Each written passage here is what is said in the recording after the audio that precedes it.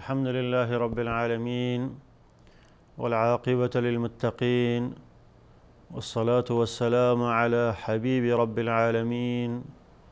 نبينا محمد وعلى آله وصحبه أجمعين. دوستانی معزز مکرم، بینندگانی محترم شبکه جهانی وصال حق، السلام علیکم و رحمت الله و برکاته. خدمت شما عزیزان و محترمین هستم در قسمت 104 برنامه احکام فقهی در پرتو احادیث نبوی. این قسمتی از برنامه ما به ادامه چند قسمتی گذشته در مورد احکام و واجبات و سنن و آداب نماز جنازه هست که در چند قسمتی گذشته بعد از بیان کردن احکام غسل میت و تکفین و تجهیز میت درباره نماز خواندن بر بالای میت شروع کرده بودیم و فضیلت نماز خواندن بر بالای میت و حکم نماز خواندن بر بالای میت و حکم نماز خواندن بر بالای قبر بعد از دفن کردن میت و همچنین حکم نماز غائبانه بر بالای میت غائب و حکم خواندن نماز جنازه در داخل مسجد. اینها را در روشنایی احادیث گهربار رسول اکرم صلی الله علیه وسلم خدمت شما تقدیم کرده بودم و در این قسمتی از برنامه به ادامه قسمت های گذشته در مورد اینکه وقتی که امام بر بالای میت و جنازه نماز میخواند باید در کدام قسمت ایستاد شود، در قسمت سر میت یا پایش یا وسطش، و همچنین در مورد اینکه در مورد تکبیرات نماز جنازه که چند تکبیر گفته می شود و بعد از تکبیر اول چی دعا خوانده می شود و بعد از تکبیر دوم کدام دعا خوانده می شود و بعد از تکبیر سوم کدام دعا خوانده می شود. اینها را در این قسمت در روشنای احادیث رسول اکرم صلی الله علیه وسلم خدمت شما بیان خواهم کرد. در مورد اینکه امام در کدام قسمتی از جنازه باید ایستاد شود، اولا واجب این است که جنازه باید جلو امام گذاشته شود. باید امام در یک قسمتی از قسمت‌های جنازه ایستاد شود، یا در قسمت پایش یعنی مواجه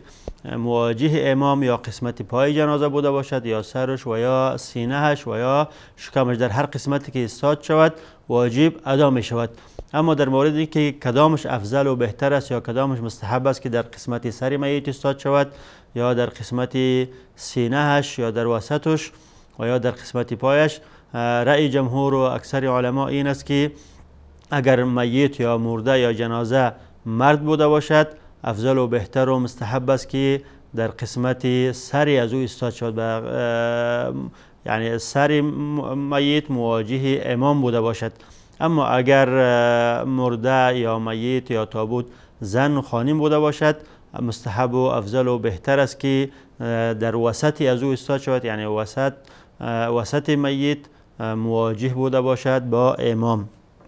و این مطلب در احادیث از رسول اکرم صلی الله علیه و سلم ثابت شده است. از جمله حدیث متفق علیه است از صحابی جلیل قدر سمرة بن جندب رضی الله عنه که ایشان فرمودند صلیت وراء النبی صلی الله علیه و سلم على امرأة ماتت فی نفاسها فقام وسطها. من با رسول اکرم صلی الله علیه و سلم یا عقیب رسول اکرم صلی الله علیه و سلم نماز جنازه خواندم بر بالای خانمی که آنها در مرض نفاس وفات کرده بود و رسول اکرم صلی الله علیه و سلم در هنگام خواندن جنازه در وسط میت ایستاد شدند. خانمی که در مرض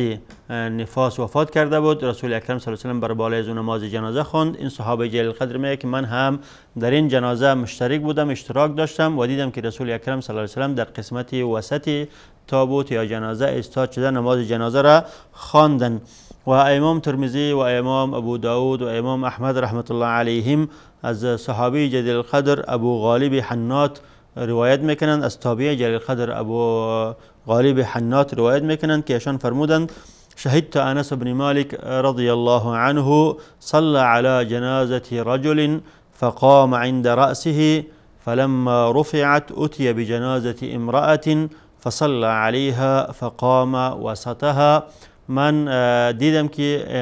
حضرت انس بن مالک خادم رسول اکرم و صحابی از او رضی الله عنه بر بالای جنازه مرد نماز خواندند و هنگام نماز خواندن جلوی سر تابوت یا جنازه استاد شدند، یعنی سر جنازه مقابل یا مواجه با امام بود. و بعد از اینکه جنازه این مرد را خواندن، این جنازه برداشته شد و جنازه خانمی آورده شد و دیدم که حضرت انس بن مالک جای خود را تغییر دادن و در وسط جنازه استاد شدن. وسط جنازه یا قسمت شکم جنازه مواجه و مقابل بود با امام که انس بن مالک رضی الله عنه بود. این تابعی جلیل القدر ابو غالب حنات میگه که فسأله علاء بن زیاد العلوی وقال يا ابا حمزه هكذا كان رسول الله صلى الله عليه وسلم يقوم من الرجل حيث قمت ومن المرأة حيث قمت. آیا رسول اکرم صلی الله علیه و سلم چنین کار میکردند که اگر جنازه مرد می بود مواجه سری از او ایستاد میشدند و اگر خانم می بود مواجه وسطی از او ایستاد میشدند؟ حضرت انس بن مالک رضی الله عنه فرمودند که نعم، رسول اکرم صلی الله علیه و سلم چنین کار میکردند و این کار مستحب و سنت است که اگر جنازه مرد بوده باشد جلوی سری از او یا مقابل و روبروی سری از او ایستاد شده امام نماز را ادا کند، نماز جنازه را، و اگر خانم بوده باشد در وسطی از او یا جلوی وسطی از او یا شکم از او ایستاد شده نماز جنازه را ادا کند. و این گفتیم که رأی جمهور و اکثر علما است و عده علما از جمله علمای احناف رحمت الله علیهم رأیشان این است که در هر صورت مقابل سینه از او ایستاد می شود. اگر مرد بوده باشد یا زن بوده باشد افضل و بهتر است که امام مواجه و مقابل با سینه تابوت یا میت ایستاد شود. و علمای مالکی امام مالک رحمت الله علیهم رأیشان این است که در هر صورت مقابل سری از او ایستاد می شود. اگر جنازه چی مرد باشد چی زن باشد افضل و بهتر است که مقابل با سری از او ایستاد شود. لیکن چون که در احادیثی که خدمت شما عرض کردم اختلاف آمده، فعل صحابه کرام انس بن مالک و همچنین فعل رسول اکرم صلی الله علیه و سلم دلالت به این میکند که اگر مرد بوده باشد افضل و بهتر است که امام جلو یا مقابل سری از او ایستاد شود، اگر خانم بوده باشد افضل و بهتر است که مقابل وسط تابوت یا میت ایستاد شود. اما اگر در یک وقت چند جنازه یک جای خوانده شود که این جنازه ها متشکل از جنازه های مرد و زن و اطفال بوده باشد، در او صورت اول باید جنازه مرد گذاشته شود و بعد از او جنازه اطفال و بعد از او جنازه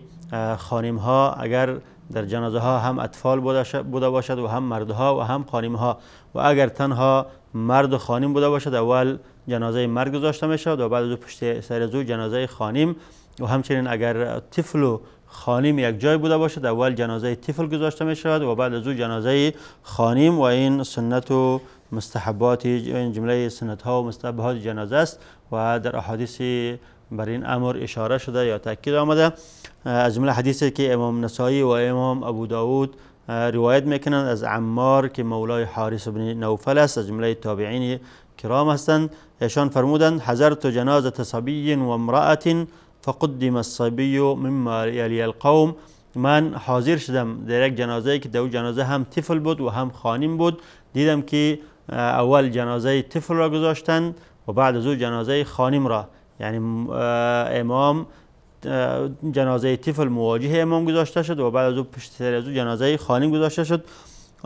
فصلی علیهما، در یک وقت بر بالای هر دو یک نماز جنازه خوانده شد. و فی القوم ابو سعید الخدری و ابن عباس و ابو قتاده و ابو هریره، در حالی که در این کسانی که جنازه را ادا کردند کبار صحابه هم موجود بودند که ابو سعید خدری و حضرت ابو هریره و حضرت عبدالله ابن عباس و ابو قتاده اینا موجود بودند. در محضر اینها چنین جنازه خواندند که در یک وقت بر بالای دو شخص یک نماز جنازه خوانده شد که یکی طفل بود دیگر خانم. طفل جلوی امام گذاشته شد و خانم پشت سری از او. فسألتم عن ذلك فقالوا سنه، این که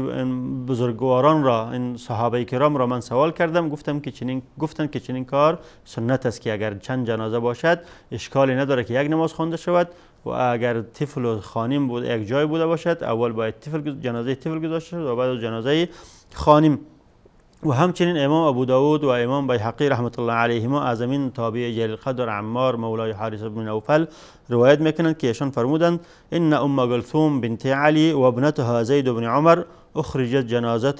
جنازتهما فصلى عليهما امير المدينه فجعل المرأة بين يدي الرجل واصحاب رسول الله صلی الله علیه وسلم يومئذ كثر وثمة الحسن والحسين. میگوید که جنازه ام کلثوم دختر امام علی رضی الله عنه و پسرش که پسر حضرت عمر میشد زید در یک وقت خارج کرده شد و ام کلثوم که دختر حضرت علی رضی الله عنه بود با ایشان حضرت عمر امیرالمؤمنین عمر بن الخطاب ازدواج کرده بود و در نتیجه این ازدواج پسری پیدا شد که نام او را زید گذاشتند و کتاب‌های تاریخ موثق نوشته میکنند این هر دو مادر و پسر در یک روز وفات کردند. مادرش ام کلثوم و پسرشان که از عمر بن الخطاب بود زید بن عمر در یک روز وفات کردند. این تابع جلیل القدر میگه در یک روز جنازه آنها بیرون کرده شد. فصلى علیهم امیر المدینه، بر بالای آنها امیر مدینه نماز خواند. در بعضی روایت ها میاد که امیر مدینه در وقت سعید بن العاص بود که بر بالای هر دو یک نماز جنازه خواند و در بعضی روایت ها میاد که بر بالای آنها حضرت عبدالله بن عمر رضی الله عنهما بر بالای هر دو یک نماز جنازه را خواندند. فجعلت المرأة بین یدی الرجل، خانم که ام کلثوم بود بعد از مرد که زید بود گذاشته شد، یعنی مرد که زید بود جلوی امام گذاشته شد و بعد از او خانم گذاشته شد و این دلالت به این میکند که اگر خانم و مرد در یک جنازه بوده باشد اول پیش روی امام جنازه مرد گذاشته میشه و بعد از او جنازه زن.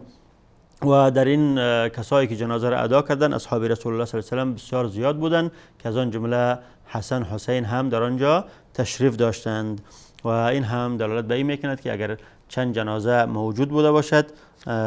میشه که بر همه یک نماز جنازه خواند و اگر جنازه مرد و زن بوده باشد اول باید جنازه مرد گذاشته شد پیش روی امام و بعد از او جنازه خانم. اما در مورد تکبیرات نماز جنازه علما در مورد 4 تکبیر اتفاق نظر دارند که 4 تکبیرات نماز جنازه 4 تاست و از 4 تا کم نیست، 4 تا امر واجبی است، اما از 4 بیشتر اختلاف نظر دارند. روایت های هم آمده که 5 تکبیر را ثابت کرده و روایت های هم آمده که 6 تا را و روایت های هم آمده که 7 تکبیر را ثابت کرده، اما 4 تکبیر مورد اتفاق همه علما است. و روایت هایی که احادیثی که 4 تکبیر را ثابت میکنه احادیث متعددی از رسول اکرم صلی الله علیه و سلم در این مورد روایت شده، از جمله حدیثی است که امام مسلم رحمت الله علیه و همچنین اصحاب سنن ابو داود و سنن امام ترمذی و سنن نسائی و ابن ماجه همه این حدیث را از تابعی جلیل القدر عبدالرحمن بن ابی لیلا که از جمله تابعین جلیل القدر و علمای اسلام بود روایت میکنند که ایشان فرمودند كان زيد بن ارقم رضی الله عنه يكبر على جنائزنا 4. صحابی جلیل القدر زید بن ارقم میگه وقتی که نماز جنازه ما را میخوان، جنازه که در وسط ما جنازه واقع میشه، نماز جنازه از را میخوان 4 تکبیر بر بالای جنازه میگفت. و انه کبر علی جنازه 5، یک بار بر بالای جنازه 5 بار تکبیر گفت. فسألته فقال كان رسول الله صلی الله علیه و سلم یکبرها، من از زید بن ارقم پرسان کردم که آیا 5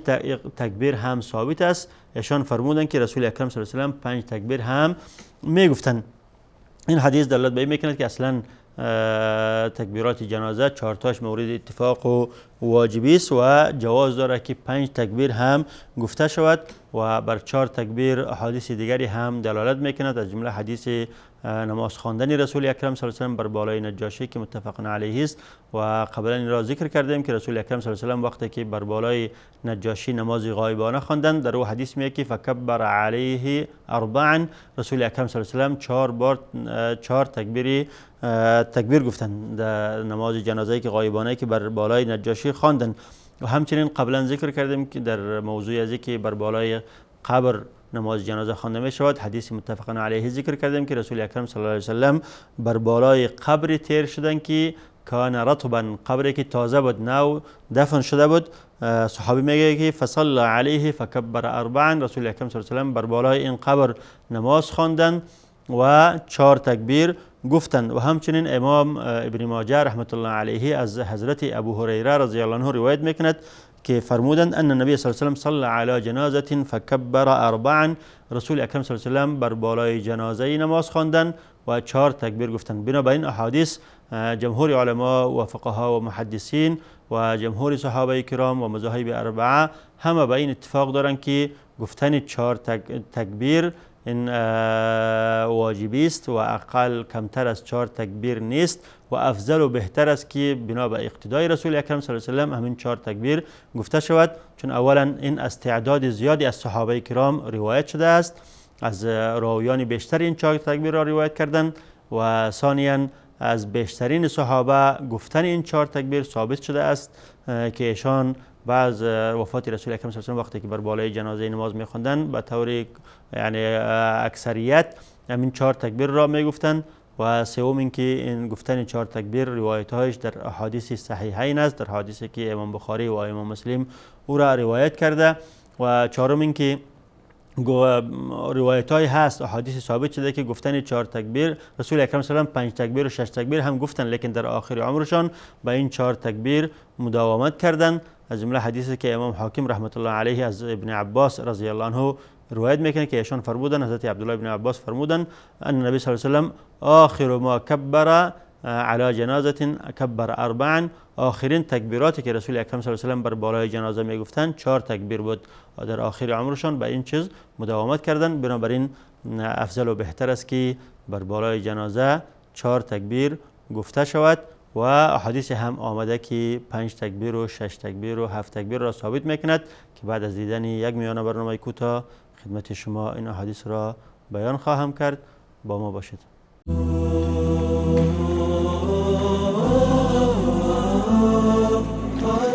Hey guys, what's up? You're late يا رجل. عادي man.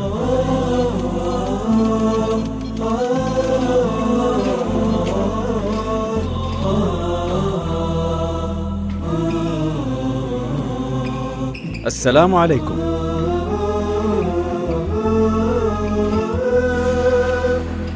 وعليكم السلام.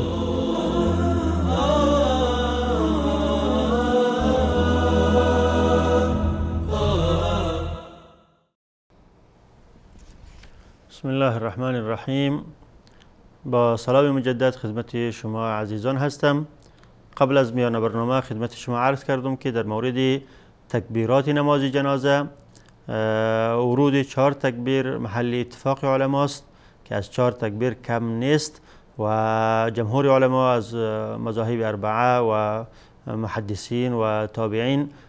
بر این اتفاق دارند که افضل و بهتر است که اختصار به این 4 تکبیر کرده شود، چون امین از فعل رسول اکرم صلی الله علیه و سلم بیشتر ثابت است و از فعل صحابه کرام و همچنین روایت‌هایش در احادیث متعددی در صحیحین آمده و ثابت است که آخرین کاری که رسول اکرم صلی الله علیه و سلم در آخر عمر میکردند که بر بالای جنازه ها بر 4 تکبیر اکتفا میکردند. و روایت های هم آمده که گفتیم 5 تکبیر را ثابت میکنه و 6 تکبیر 7 تکبیر را. از جمله حدیثی که امام احمد او را از حضرت حذیفه ابن یمان رضی الله عنه روایت میکند انه صلى على جنازه فكبر 5 ثم التفت فقال ما نسيت ولا وهمت ولكن كبرت كما كبر النبي صلى الله عليه وسلم صلى على جنازه فكبر 5. حضرت حذیفه بن یمان بر بالای جنازه نماز خواندند و در این جنازه 5 تکبیر گفتند و بعد از او متوجه مردم شدند و گفتند که من نه سهو کردم و نه اشتباه کردم، نه از یادم رفته و نه اشتباه کردم و نه سهو کردم، بلکه آن کاری را کردم که رسول اکرم صلی الله علیه و سلم میکردند. من با رسول اکرم صلی الله علیه و سلم بر بالای جنازه نماز خواندم و دیدم که ایشان 5 تکبیر گفتند. و این صحابه جلیل القدر حذیفه بن یمان وقتی که 5 تکبیر گفتند، چون مردم تعجب کردند که چرا 5 تکبیر گفت، ایشان به خاطر رفع اشتباه مردم گفتند که ما این کار را سهوا یا نسیانا ادا نکردم، بلکه چون که رسول اکرم صلی الله علیه و سلم را دیده بودم که بر بالای جنازه 5 تکبیر گفتند، من هم 5 تکبیر گفتم. و این حدیث ورود 5 تکبیر را در نماز جنازه ثابت میکند. و همچنین امام بیهقی و امام طبرانی رحمت الله علیهما از حضرت علی بن ابی طالب رضی الله عنه روایت میکنند که انه کبر علی سهل بن حنیف ستا وقاله انه بدری. سهل بن حنیف یکی از صحابه جلیل قدر بود، از جمله کسانی که در غزوه بدر شرکت داشت. وقتی که ایشان وفات کردند، حضرت علی بن ابی طالب رضی الله عنه نماز جنازه ایشان را خواندند و بر بالای ایشان 6 تکبیر گفتند و گفتند که این چون بدری هست من تعداد تکبیرات را اضافه کردم، به جای 4 تکبیر 6 تکبیر گفتم و این روایت هم ثابت میکند ورود 6 تکبیر را در نماز جنازه. و همچنین امام بیهقی رحمت الله علیه از صحابی از تابعی جلیل قدر سعید بن المسیب رحمت الله علیه روایت میکنه که ایشان فرمودند قال عمر كل ذلك قد كان 4 و 5 فاجتمعنا على 4. حضرت سعید بن مسیب رحمت الله علیه میگوید که حضرت عمر بن الخطاب رضی الله عنه فرمودند که این همه ثابت شده است، 4 تکبیر هم ثابت شده است و 5 تکبیر هم ثابت شده است، لیکن چون 4 تکبیر روایتش بیشتر است و صحیح است و بیشتر صحابه به این عمل کردن، ما به این اجماع کردیم که 4 تکبیر را میگیم. و این تفصیل این در روایت دیگری هم آمده از حضرت ابو وائل که ایشان فرمودند کانوا یکبرون علی عهد رسول الله صلی الله علیه و سلم 4 و 5 و 6 و 7 که در زمان رسول اکرم صلی الله علیه و سلم بر بالای جنازه هم 4 تکبیر میگفتند و هم 5 تکبیر میگفتند و هم 6 و هم 7. فجمع عمر و اصحاب رسول الله صلی الله علیه و سلم فاخبر كل بما راى. حضرت عمر بن خطاب در عهد خلافت خود صحابه کرام را جمع کردند و از ایشان پرسان کردند و هر یکی دیدگی خود را حکایت کردند که کسی دیده بود که رسول اکرم صلی الله علیه و 4 تکبیر گفتند 4 تکبیر را حکایت کردند و کسانی که 5 تکبیر رسول اکرم صلی الله علیه و سلم را مشاهده کرده بودند آنها 5 تکبیر را حکایت و قصه کردند و کسانی که 6 تکبیر را مشاهده کرده بودند آنها بیان 6 تکبیر را بیان کردند. میگه فجمعهم عمر علی 4 تکبیرات. وقتی که حضرت عمر دید که بیشترین مشاهدات صحابه 4 تکبیر بوده که رسول اکرم صلی الله علیه و بیشترین 4 تکبیر میگفتند و دیدن که این محلی بیشتری ثقه است، لذا صحابه کرام را بر 4 تکبیر جمع کردند و گفتند که به خاطر که تشویش بر بالای مردم نشود همیشه بر بالای جنازه شما 4 تکبیر بگویید و بعد از او صحابه کرام با 4 تکبیر اکتفا میکردند. لذا ابن عبدالبر رحمت الله علیه در کتاب الاستذکار میگه که ان النبی صلی الله علیه و سلم کان یکبر 4 و 5 و 6 و 7 و 8.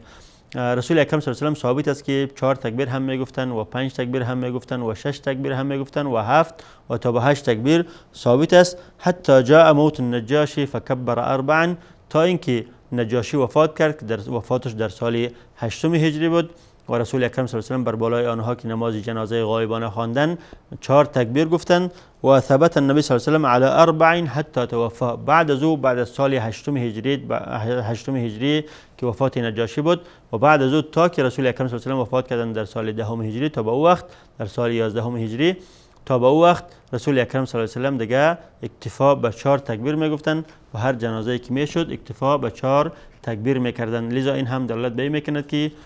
فعل رسول اکرم صلی الله علیه و سلم در آخر عمرشان امی بوده که اکتفا به 4 تکبیر میکردند. لذا بنا به قول جمهور علما و مذاهب اربعه این است که افضل و بهتر است که اکتفا به 4 تکبیر کرده شود. اما اینکه در این تکبیرات چی باید خوانده شود، بعد از تکبیر اول چی باید خوانده شود و بعد از تکبیر دوم چی باید خوانده شود و بعد از تکبیر سوم چی باید خوانده شود، در مورد اینکه بعد از تکبیر اول چی باید خوانده شود احادیث از رسول اکرم صلی الله علیه و سلم ثابت است. از جمله حدیثی که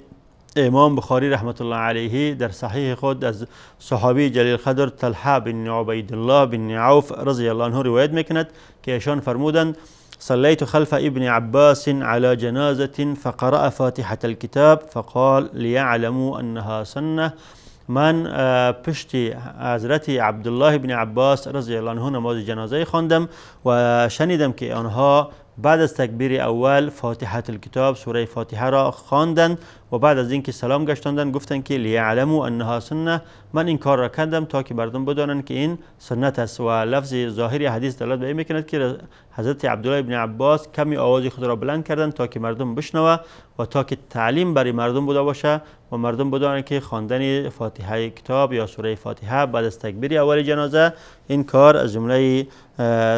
سنت است، یعنی طریقه و روشی که اتباع میشده، پیروی میشده از او در زمان رسول اکرم صلی الله علیه و سلم. و همچنین امام ابن خزیمه رحمت الله علیه در صحیح خود و امام نسائی در سنن خود گفتن که فاخذت بیده فسألته عن ذلك فقال نعم یا ابن اخی انه لحق و سنه. این راوی حدیث طلحه بن عبدالله بن عوف میگوید که ما بعد از اینکه عبدالله بن عباس رضی الله عنه